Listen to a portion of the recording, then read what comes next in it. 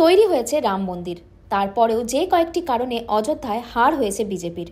নমস্কার, India news বাংলায় আপনাদের স্বাগত জানাচ্ছি আমি ঋতুশ্রী মজুমদার। জানুয়ারিতে রাম মন্দিরের উদ্বোধন করেছিলেন প্রধানমন্ত্রী নরেন্দ্র মোদী। দেশি বিদেশি হাজার হাজার অতিথি সেখানে গিয়েছিলেন।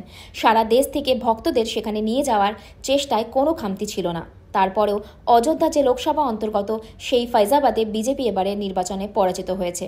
ফৈজাবাদে পরপর দুইবারের সাংসদ লালু সিংকে প্রত্যাখ্যান করেছিলেন সেখানকার জনগণ। বিজেপি প্রার্থীকে ৫৪,৫৬৭ ভোটে পরাজিত করেছেন সমাজবাদী পার্টির অবধেশ প্রসাদ। তবে শুধু ফৈজাবাদেই হার হয়নি বিজেপির। 2019-এ বিজেপি যেখানে উত্তরপ্রদেশে ৮০টির মধ্যে ৬২টি আসন পেয়েছিল, এবার সেখানে তারা পেয়েছে মাত্র ৩৩টি আসন। অযোধ্যা তথা ফৈজাবাদের বিজেপির হারের পিছনে বেশ কিছু কারণ উঠে এসেছে। প্রথমত, জমি অধিগ্রহণ নিয়ে ক্ষোভ। রাম মন্দিরের জন্য জমি অধিগ্রহণে এলাকায় ক্ষোভ তৈরি হয়েছে। রাম মন্দিরের জন্য রাস্তা তৈরি করতে কিংবা রাস্তা চওড়া করতে এমন অনেক লোকজনের জমি নেওয়া হয়েছে যারা এলাকায় ১০০ বছর কিংবা তারও বেশি সময় ধরে বসবাস করছিলেন। তারা তাদের সম্পত্তি, দোকান, বাড়ি সরকারি নির্দেশিকার জেরে তুলে দিতে বাধ্য হয়েছিলেন। এই বিষয়টিও বিরোধীদের হাতে অস্ত্র করে তুলেছিল। দ্বিতীয়ত, স্থানীয় সমস্যাকে উপেক্ষা। অযোধ্যা তথা ফৈজাবাদে রাম মন্দির প্রকল্প ছিল স্পটলাইটে। সেখানে স্থানীয় সমস্যাগুলি কিন্তু উপেক্ষিতই থেকে গিয়েছে। রাজনৈতিক বিশ্লেষকরা বলছেন, রাম মন্দির কিংবা তার আশেপাশের কিছুটা এলাকা বাদ দিলে মৌলিক সুযোগ সুবিধার অভাব রয়েছে।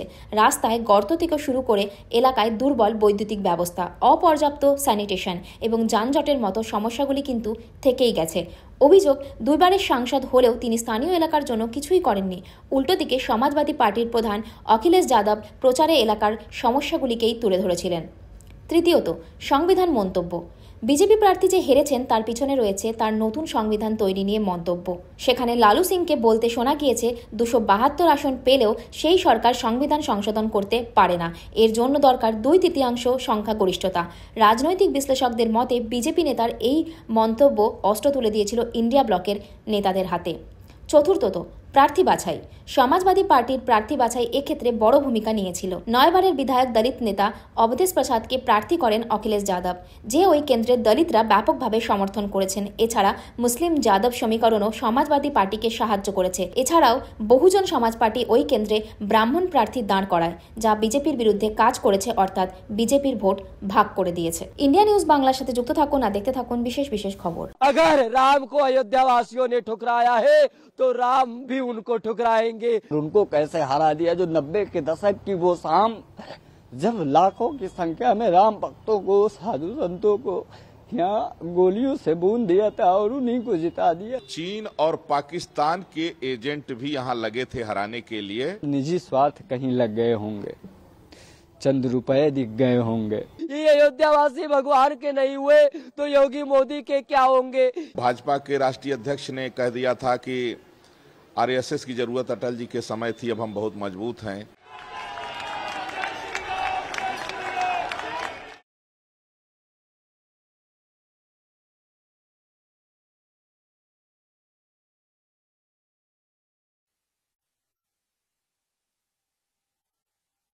एक दलित को यहाँ से जो है जनप्रतिनिधि बनाया, इसलिए कि उसको पता था कि जो यादव वोट है, मुस्लिम वोट है, उसको मिल ही जाएगा।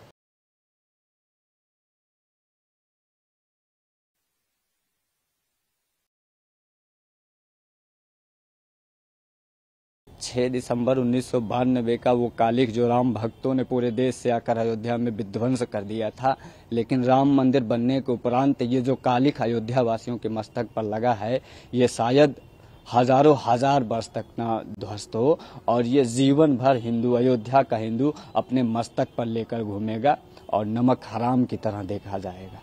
जिसने राम मंदिर को बनवाया उसी को अयोध्या वासियों ने हरा देने का काम किया है।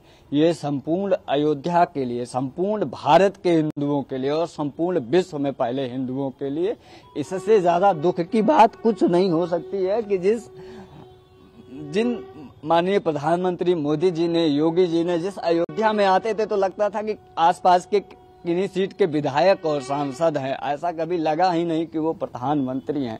और उसके बाद भी उनको हरा देने का काम किया है।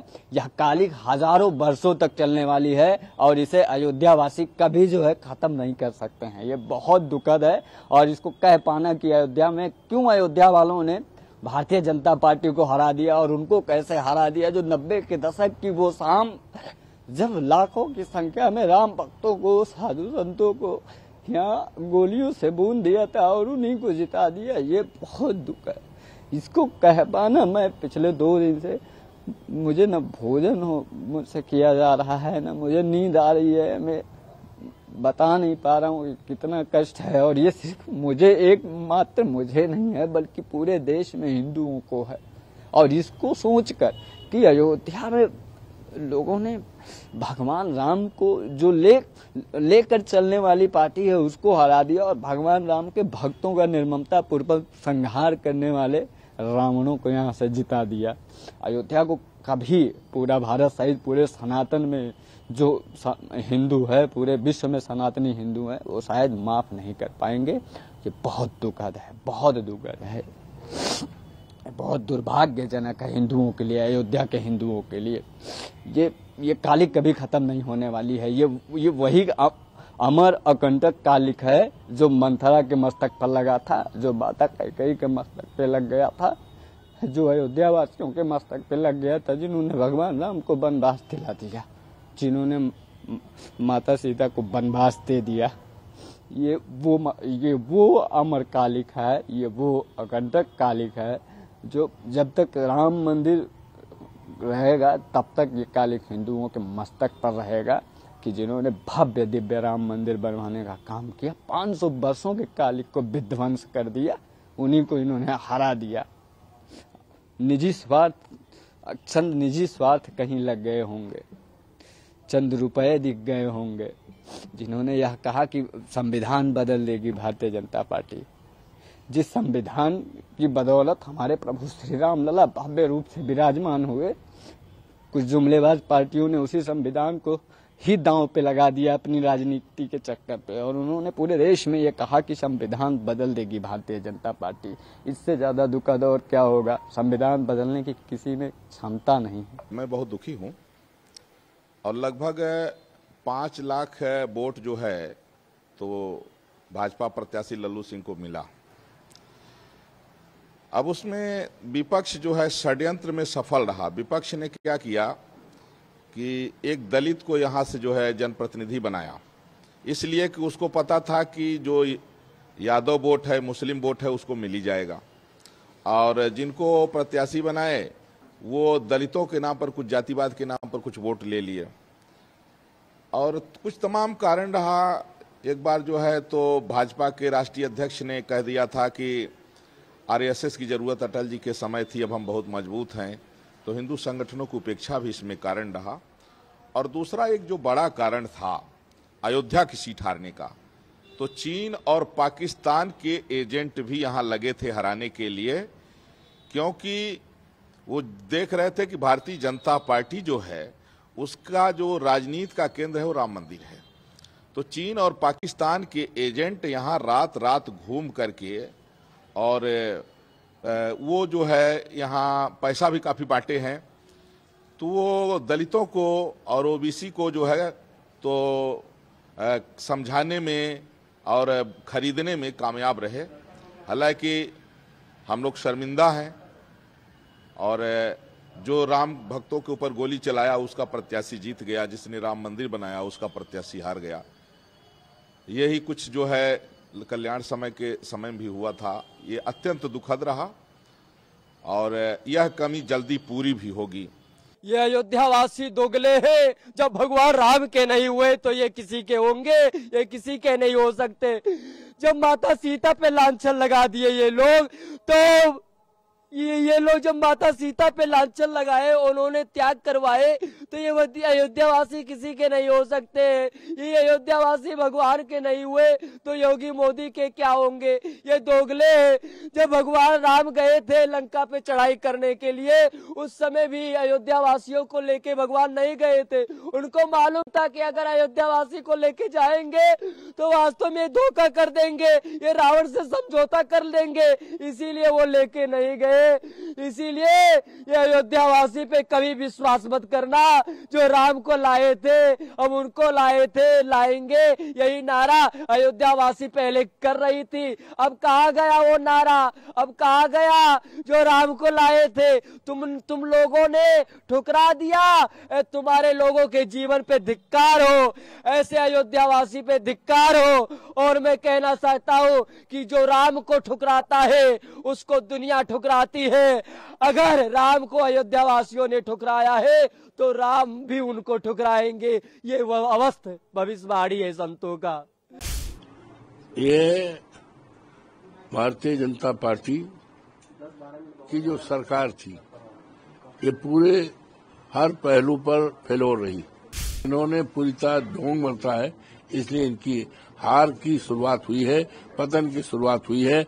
अभी अयोध्या से हुई है, सारे देश में वो समय दूर नहीं है, पूरे देश से भारतीय जनता पार्टी की सरकार का सफाया होगा। ये राम के लाने वाले लोग हैं। अरे राम तो अराजकाल से आए भाई, राम को कोई लाया नहीं है। देश में आप हमेशा से समाजवादी पार्टी का हिस्सा रहे। 2004 की जो जीत थी वो ऐतिहासिक बताई जाती थी समाजवादी पार्टी की, लेकिन इस बार जो सीटों का आंकड़ा है वो उससे भी बढ़ चुका है। नेताजी नहीं रहे, लेकिन उसके बावजूद भी समाजवादी पार्टी ने आज उन्हीं के रास्ते पर चले एक बहुत बड़ा बहुमत हासिल किया है। किस तरह से इस पूरी जीत को देखते हैं, और खास करके अयोध्या के अंदर? ये भारतीय जनता पार्टी की जो सरकार थी ये पूरे हर पहलू पर फेलोर रही। इसका कोई मुद्दा नहीं था, केवल मुद्दा नहीं था, इनका मुद्दा था मंदिर, मस्जिद, हिंदू, पाकिस्तान, सब मुद्दा। आज जो मुद्दा है हमारे देश का, महंगाई का मुद्दा है। मुद्दा है हमारा देश का लाखों करोड़ों नौजवान बेरोजगार हैं। किसी देश की दौलत हीरा जवाहरात सोना चांदी नहीं हुआ करती, देश की दौलत वहाँ का इंसान और नौजवान हुआ करता है। तो ये बेरोजगार हैं, ये परेशान हैं, और 60 लाख नौजवानों ने पुलिस में भर्ती किया था, मेहनत किया था, और सब जो है पर्चा लीक हो गया। तो ये बातें जो हैं, और जनता की जो बेसिक नीड्स है, आवश्यकताएं हैं, और जो कल्याणकारी राज्य की परिकल्पनाएं हैं, उससे हटके इन्होंने काम किया है। और इन्होंने पूरी तरह ढोंग बरता है, इसलिए इनकी हार की शुरुआत हुई है, पतन की शुरुआत हुई है। अभी अयोध्या से हुई है, सारे देश में वो समय दूर नहीं है, पूरे देश से भारतीय जनता पार्टी की सरकार का सफाया होगा। आपकी जीत से अयोध्या ने पूरी अयोध्या मंडल पे फर्क डाला है और हर जगह पे समाजवादी पार्टी को बढ़त मिली है। ये नारा इन्होंने दिया था, जो राम को लाए थे हम उनको लाएंगे, और दूसरी तरफ एक आपका नारा था कि न अयोध्या न काशी, अब की बार अवधेश पासी। तो ये हमारा नारा नहीं था। हम तो सभी स्थानों का स्वागत करते हैं, सभी धर्मों का, सभी मंदिरों का स्वागत करते हैं। ये मेरा नारा नहीं था, और अगर किसी ने नारा लगाया है तो वो समझे हम तो सबका सम्मान करते हैं। और इनका नारा भारतीय जनता पार्टी का कि जो राम को लाए हैं हम उनको लाएं, ये राम के लाने वाले लोग हैं। अरे राम तो अराजकाल से आए भाई, राम को कोई लाया नहीं है। ये तो झूठ मूठ का किया है, चुनाव जीतने के लिए इन्होंने। चुनाव में संविधान और जो लोक धर्म को ला रहे थे, ये सारे जो मुद्दे थे उसमें संविधान, आरक्षण और जो घुसखोरी का मुद्दा था, ये हावी रहा। और इसने ये हमारा था, ये मुद्दा हमारा था चुनाव का। महंगाई था, बेरोजगारी थी, और संविधान था, और लोकतंत्र था। ये सारे हमारे मुद्दे थे। सर, अयोध्या दर्शन को लेके क्या अब आप लोग जीत गए हैं, तो क्या अखिलेश जी को लेके या आप सब लोगों का जो 37? अरे भैया, मैं बड़ा भाग्यशाली हूँ। मेरा तो जन्म ही अयोध्या में हुआ है, मैं तो दर्शन करता रहता हूँ। जिस दिन फैजाबाद, जिस दिन पर्चा दाखिल हुआ उस दिन दर्शन किया, जिस दिन जीत हुई उस दिन हुआ, जिस दिन काउंटिंग हो उस दिन दिया, जीतने के बाद फिर दर्शन, लगातार दर्शन करते हैं।